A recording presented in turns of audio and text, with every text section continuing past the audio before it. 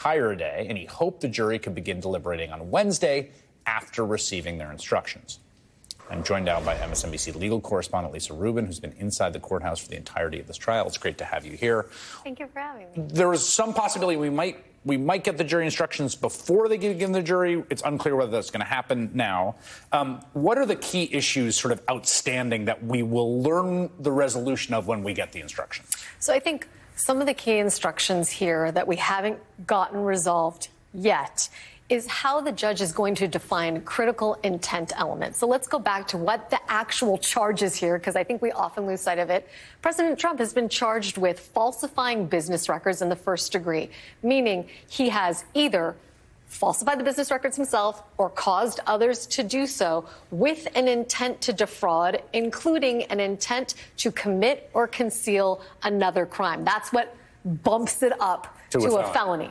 The defense would like an instruction here that says a person acts, and I'm reading from the transcript from the other day, with an intent to defraud when his or her conscious objective or purpose is to lead another into error or disadvantage. And that matters here because the Trump Organization is a privately held company. And so their argument is President Trump didn't have an intent to defraud because who was he trying to defraud? These are the records of the Trump Organization, and there's nobody who would be on the receiving end of these records.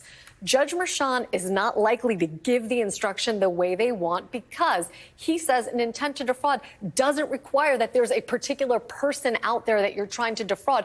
You could be, for example, trying to keep false business records for a rainy day so that when, for example, the FEC or the SDNY comes knocking, you have something already cooked that makes it look like something that the prosecutors would say was not. That's a good point. And so that's an example of a way in which the defense is trying through jury instructions to accomplish something that maybe the evidence in the case doesn't accomplish for them. There was some